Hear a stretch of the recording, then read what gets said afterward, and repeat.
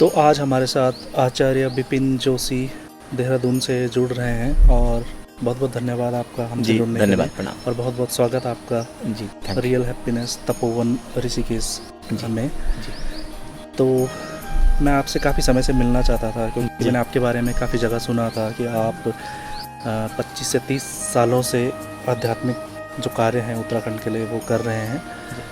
तो सबसे पहले मैं यह जानना चाहूँगा कि आपकी जो जीवन यात्रा है उसका जो झुकाव है वो आध्यात्मिकता की तरफ कैसे आया?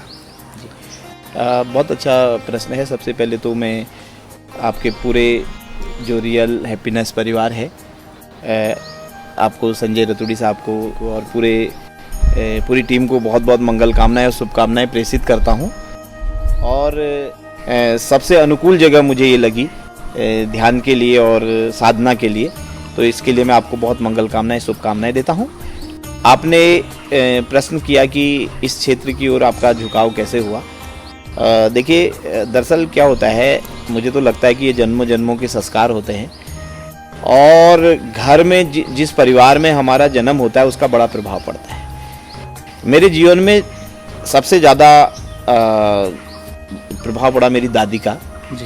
मेरी मेरी दादी जो हैं वो बहुत ही धार्मिक स्वभाव की और बहुत ज़्यादा जो है बहुत ज़्यादा काइंड महिला रही हैं, बहुत दयालु महिला रही है। मुझे ध्यान है, हम जब छोटे छोटे थे, आप जानते हैं उत्तराखंड में गाँव में जब महिलाओं को माहवारी होती है तो वो 4-5 दिन जो है घर से अलग दूर रहती हैं, उनको ना रसोई में आना होता है ना तो इस प्रकार की परिस्थितियां होती है। तो मेरी दादी क्या करती थी, हम जब छोटे छोटे थे तो हमारे हाथ से, जैसे मान लीजिए गांव में कोई चाची ताई या कोई भी बहन जिनको इस प्रकार की समस्या होती थी तो उनके लिए हमारे हाथ से रोटी और खाना जो है भिजवाती थी।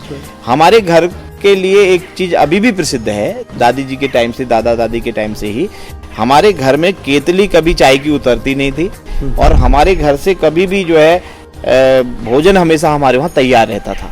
और वो दौर जब हम छोटे बच्चे थे उस समय हमने देखा हमारे वहाँ बाहर से भी जैसे ये जो कोई सामान बेचने वाले आते थे, साधु संत आते थे, दूसरे लोग आते थे, सबको पता था कि हमें कहाँ रहना है, कहाँ खाना है। तो ये सब जो छोटी छोटी चीज़ें थी इनका प्रभाव जो है हमारे जीवन में पड़ा।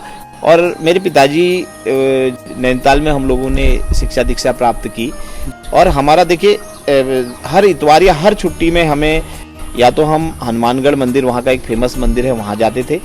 नीम करौली महाराज जो इसमें पूरे विश्व विख्यात संत हुए हैं, तो उनके आश्रम में हमारा जाना होता था।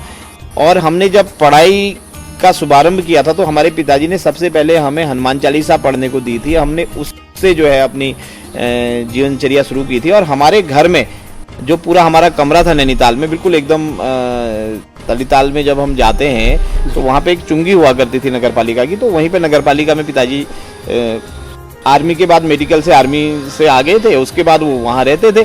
तो हमारे घर में चारों तरफ चौपाइयाँ लिखी होती थी हमारे जिस कमरे में हम रहते थे। और हमारा रोज नीचे एक सिपाही धारा करके नैनीताल में एक जगह है जेल के पास में, जहाँ पे 5-6 धारे नेचुरल रूप से गिरते हैं, पानी प्राकृतिक रूप से। तो हम वहीं स्नान करते थे और उसी धारे का जो पवित्र और शुद्ध जल है हमको पीने को मिलता था। तो और उसके अलावा जैसे मैं चूंकि मुझे लगता है अगर मैं अपनी माताजी की बात नहीं करूंगा तो ये सारी चीजें अधूरी रह जाएंगी। हमारी माताजी अभी भी, मेरी माताजी लगभग 75 साल की लगभग उनकी उम्र हो गई है, अभी भी वो 18 साल और 20 साल की जो युवतियां हैं उनको पछाड़ सकती हैं सेवा के कार्यों में। तो उनका जो सेवा भाव का जो प्रकल्प है, जो उनकी भावना है, उसी भावना से जो है मुझे इस मार्ग में आने का जो है सुअवसर मिला। और आज भी लगातार हमें उनसे प्रेरणा मिलते रहती है। और उसके अलावा हमारे घर में जब हम छोटे थे तो हमारे वहाँ संतों का ही आगमन होता था। तो ये सब चीज़ें जो मैं कहूँगा हमारे घर से, परिवार से विरासत में मिली, तो उससे हमारे जीवन की एक शुरुआत हुई। और फिर धीरे धीरे जैसे जैसे आप जानते हैं जीवन यात्रा आगे बढ़ती है, फिर तो हमें भी खुद अपना विवेक समझ में आ गया। अब जैसे नैनीताल जैसी जगह में, अब जैसे अभी हम कहीं भी जाते हैं तो लोग चाय के लिए सबसे पहले बात करते हैं। अच्छा, हम लोग नैनीताल में रहे, पिताजी ने उस समय जब हम छोटे थे हमें चाय नहीं दी, और जबकि वहाँ पे चाय जरूरी होती है, ठंड वाली जगह है। लेकिन ईश्वर की ऐसी कृपा रही, जो उस समय का जो त्याग था आज हमारे बड़े काम आ रहा है, क्योंकि अब हम कहीं भी जाते हैं सबको पता है कि ये चाय नहीं पीते हैं। अब आप जानते हैं कि एक आध चाय अगर आदमी भोजन के बाद ले ले तो वो तो ठीक रहता है, लेकिन अगर जो लोग दिन भर 10-10, 15-15 चाय पी जाते हैं, आप देख रहे होंगे कि उनकी स्थिति बड़ी विकराल हो जाती है और कई प्रकार के रोग, और विशेषकर जो बैड टी है ना, वो बहुत बैड टी है। तो मैं आपसे ये भी पूछना चाहूँगा, जो हमारा वे ऑफ लाइफ है जी, उसको आप कैसे एक्सप्लेन करते हैं? आपका जो एक्सपीरियंस रहा है जी, उससे आप कैसा देखते हैं इस पूरे सब्जेक्ट को? देखिए रतुड़ी साहब, मैं एक चीज़ बताना चाहूँगा, हमें प्रेजेंट को जीना है। पास्ट व्यतीत हो चुका है, अतीत से हमें सबक लेना है, और फ्यूचर हमारा ब्राइट है। तो हमें आज को जीना है, अभी को जीना है, तभी हम जो रियल हैप्पीनेस है, देखिए एक तो हम आजकल हम कृत्रिम हैप्पीनेस ढूंढ रहे हैं। हाँ। आपने देखा होगा टीवी कार्यक्रम में हास्य भी हम नकली ढूंढ रहे हैं जी। वो इस टाइप की फुहड़ बातें बोल करके किसी को बहुत हल्का हास्य, वो हास्य जो है उस पे किसी को बेइज्जती करके, हाँ, या किसी का वो करके। अब आप देखिए कई लोग उसमें अरबपति खरबपति बन गए। आपने देखा होगा हर चीज अब मार्केट हो गया, ये दुनिया एक बाजार बन गई है। हाँ। तो इस दुनिया रूपी बाजार में हर चीज बिक रही है। जो वास्तविक प्रसन्नता है, वास्तविक खुशी है, वो कब आएगी? जब हम भीतर से प्रसन्न होंगे। देखिए सबसे बड़ी चीज, जैसे हमारे वहाँ शास्त्र कहते हैं, गोधन गजधन बाजधन और रतन धन खान, जब आए संतोष धन सब धन धूरी समान। संतुष्टि और संतोष सबसे बड़ी चीज है। देखो यहाँ पे मैक्सिमम का कोई अंत नहीं है।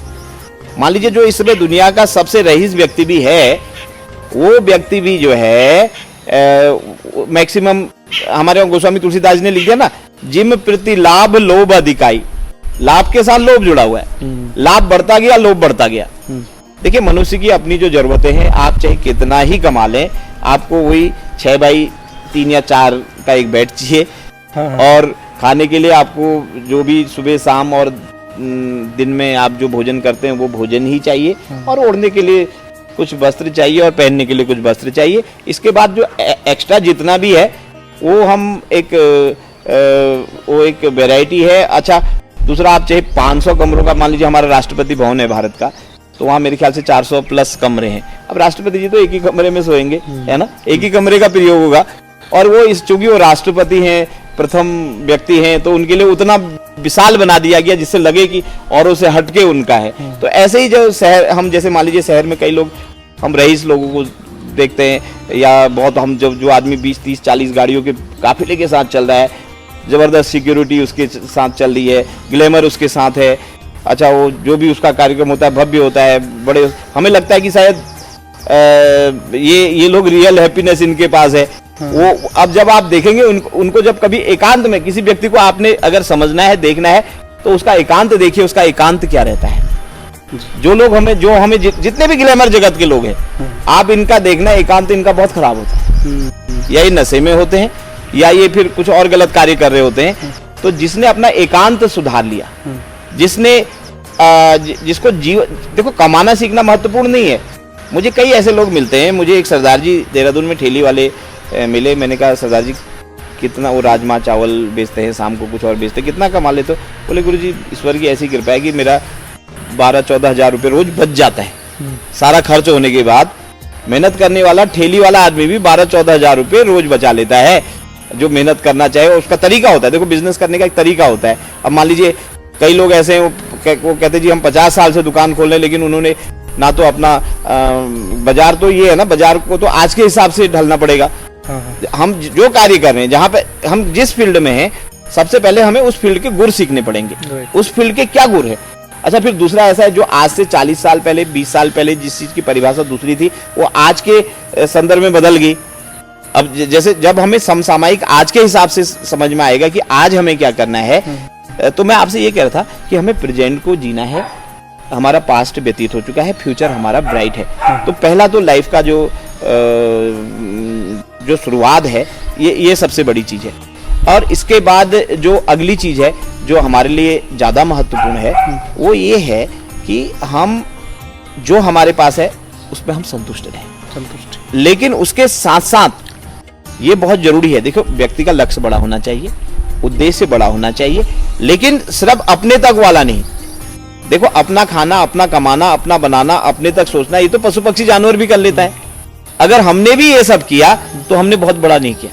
अगर हमें मतलब आगे बढ़ के हम एक बड़ी मानवता के लिए सोचते हैं, हम पूरी सोसाइटी के लिए सोचते हैं। हम जैसे हमारे वहां देखो, भारतीय संस्कृति क्यों महान है, भारत विश्वगुरु क्यों है, भारत विश्वगुरु था, भारत विश्वगुरु है, भारत विश्वगुरु रहेगा। क्यों? हमारी जो बुनियाद पड़ी है वसुधैव कुटुंबकम के आधार पे पड़ी है। हमने हमेशा पूरे विश्व को एक परिवार माना है। तो मैं यहाँ पे आपको यही कहना चाहता हूँ, रियल हैप्पीनेस के लिए बहुत जरूरी है हमारी दिनचर्या, हमारा रहन सहन, हमारा खान पान, हमारा विचार, और ये सब चीजें जो है बिल्कुल सकारात्मक होनी चाहिए। और अगर कहते हैं ना, दृष्टि के अनुसार सृष्टि है, अगर हमारी दृष्टि अच्छी है तो हमें सृष्टि में सब अच्छा मिलेगा। लगता है कलयुग जो है सबसे बढ़िया युग है। कलयुग इसलिए बढ़िया युग है, जैसे आपने देखा होगा सतयुग, द्वापर, त्रेता में तो बड़ी बड़ी लंबी लंबी साधनाएं करनी पड़ती थी। यहाँ पे आप छोटी साधनाओं के द्वारा जो है जल्दी जो है ईश्वर की प्राप्ति कर सकते हैं। ईश्वर आपके घट में बसा है ना। इस युग में सबसे बड़ी बात तो यह है कि ईश्वर हमारे हृदय के भीतर विराजमान है, हमने उसको वहीं दर्शन करने हैं। और जितने भी बाहर के साधन है, वो साधन तो उसमें एक माध्यम का काम करते हैं। जैसे आपने देखा होगा, आप जिम जाते हैं, जिम में जितने भी उपकरण लगे हैं, उपकरण सीधे आपको कोई पोषक तत्व नहीं दे रहे, वो सहायक हैं आपके शरीर को सही करने में या उसको बलिष्ठ बनाने में, सहायक उपकरण सहायता कर रहे हैं आपकी। ऐसे ही जो है यहाँ पे कलयुग में हम लोग बहुत छोटे छोटे प्रयासों के द्वारा, छोटी छोटी साधनाओं के द्वारा अपने जीवन को जो है बहुत अच्छा बना सकते हैं। और मैं एक चीज आपके देखने वाले जो व्यूअर्स हैं उनको एक चीज जरूर कहना चाहूंगा, देखो, आप बड़ी बड़ी बातें मत करो, बहुत सिंपल फंडा जीवन में अपनाओ। हमको सबसे पहले जीवन जीना सीखना है जी। और सब बात की बातें हैं, उसने कहा क्या ईश्वर दर्शन या दूसरी चीजें, कई लोग गुरुडम वालों को मैं देखता हूँ, वो कहते जी हमारे वहाँ हम तो भगवान के सीधे साक्षात्कार कराते हैं। कई चीजें हो रही दुनिया में, उनके सबके अपने अपने धंधे हैं। लेकिन मैं आपको इतना कहना चाहता हूँ, सबसे पहले अगर आपने जीवन जीना सीख लिया, और सबसे बड़ी बात क्या है, अगर आप जिस तरीके से आप जी रहे हैं आप संतुष्ट हैं, तो मुझे नहीं लगता कि उससे बड़ी कोई बात है। तो सबसे पहले यहाँ पे आपने जीवन जीना सीखना है, और जिसको जीवन जीना आ गया, निश्चित रूप से वो एक सही ट्रैक में आ जाता है, सही पटरी पे आ जाता है, उसकी यात्रा निश्चित रूप से अच्छी चलती है। तो अगर आप हमारे जो यूथ है उत्तराखंड का, उसके लिए कुछ अगर आप संक्षिप्त में कहना चाहें तो वो क्या होगा? देखिए, लोग कहते हैं कि उत्तराखंड का पानी और उत्तराखंड की जवानी उत्तराखंड के काम नहीं आती। मैं इसका बिल्कुल मैं समर्थक नहीं हूँ।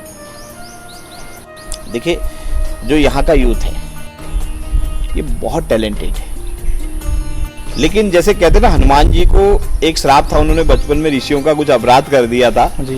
तो उन्हें अपनी शक्ति का आभास नहीं था। तो यहाँ के यूथ के साथ भी यही समस्या है कि उसे अपनी शक्ति का आभास नहीं है। क्योंकि देखो, लोग हमारी इज्जत कब करेंगे, जब हम अपनी खुद इज्जत करेंगे। आपने देखा होगा, मान लीजिए अगर करोड़ों अरबों रुपए का भी कोई रत्न है, अगर उसको नाली में फेंक दो, अथवा उसको आप जो है बक्से में बंद कर दो, उसकी कोई वैल्यू नहीं जी। और आपने देखा होगा, जो रत्न सदृश कांच भी जब अच्छे शोरूम में रखा जाता है, तो वो भी जिनको नॉलेज नहीं है, उसकी भी कई लोग जो है उसकी वैल्यू समझते हैं और उसका महत्व हो जाता है। तो यहाँ पर क्या है, हम लोगों ने अपना महत्व समझना है। दूसरा, मैं यहाँ के यूथ से एक अपील करना चाहूंगा, जो दिमाग में सिर्फ एक नौकरी वाला कॉन्सेप्ट बैठा हुआ है, या तो प्राइवेट नौकरी करनी है, और मैक्सिमम लोग सरकारी नौकरी के लिए पूरा जिंदगी घिस लेते हैं। मैं अभी, मुझे ध्यान है, मैं अभी अपने पैतृक गांव में गया था, वहां पे एक लड़का है, वो ड्राइवरी का काम वो करता है, वेल्डिंग का काम वो करता है, लाइट का काम वो करता है, दुकान उसने अपनी खोल रखी है। अब उसके पिताजी जो है पिछले 10 साल से मेरे पीछे पड़े हैं कि इसको कहीं भी 4th क्लास में लग जाए या कुछ। मैंने कहा, नेगी जी, आपका बेटा जो है 50 लोगों को यहाँ रोजगार देगा, इसको मालिक बनाओ, क्यों नौकर बना रहे हो? तो हमें जो है ये जो नौकरी और नौकर वाली जो मानसिकता दिमाग में बैठी है, और हम रोजगार के लिए भटके नहीं, बल्कि हम रोजगार देने वाले बने। हमारे माध्यम से 50 यूथ को, 50 युवाओं को जो है रोजगार मिले, ऐसा हमें प्रयास करना चाहिए। अभी देहरादून में या कहीं भी हम एक ऐसा केंद्र बनाएंगे जहां पे हम इन यूथों को जहां 1 महीना 2 महीना इनको ट्रेनिंग दिलवाएंगे, जिससे इनके अंदर जो है इस मानसिकता को निकाल करके इनको मालिक बनाना है। यहाँ का युवा बहुत टैलेंटेड है, इसको एक दिशा देने की जरूरत है। अगर उसको सही दिशा मिल जाए और उसको अपनी शक्ति का एहसास कराया जाए, ये यूथ जो है, आज आपने देखा होगा दुनिया के सबसे बड़े पदों पे उत्तराखंड के लोग काबिज हैं। भारत में ही आपने देखा होगा, अभी हमारे जो पहले CDS थे जनरल बिपिन रावत साहब थे, उसके बाद अभी दूसरे जो CDS बने हैं चौहान जी, वो उत्तराखंड से ही हैं। और उसके अलावा हमारे अजीत डोभाल जी जो रक्षा क्षेत्र में सबसे बड़े पद पर आसीन हैं, आपने देखा होगा प्रधानमंत्री के बाद सीधे वो उन्हीं के साथ बैठ करके जो है कोई भी रक्षा संबंधी चर्चाएं होती हैं। लास्ट में इतना अपील करना चाहूंगा, एक तो देखिए उत्तराखंड जो है, हमने यहाँ की संस्कृति, संस्कार, रीति रिवाज, परंपराओं को अक्षुण्ण रखना है, इनको बचाए रखना है। और उसके साथ साथ दिमाग में जो नौकरी और प्राइवेट या सरकारी वाला जो कॉन्सेप्ट है उसको हटा करके हम नौकरी पाने वाले नहीं, नौकरी देने वाले बने। जय देवभूमि उत्तराखंड। नमस्कार और प्रणाम। बहुत बहुत धन्यवाद आपका इन विषयों पे बात करने के लिए और हमारे दर्शकों को ये समझाने के लिए कि कितना ज़रूरी है ये सब चीज़ें, छोटी छोटी बातें, माइंडफुलनेस जो आपने बताया, प्रेजेंट में रहना, और युवाओं के बारे में उनकी शक्ति जागरूक करने के लिए जो भी आपने बातें बताई। बहुत बहुत धन्यवाद आपका इतनी दूर से आने के लिए और हमसे जुड़ने के लिए। नमस्ते।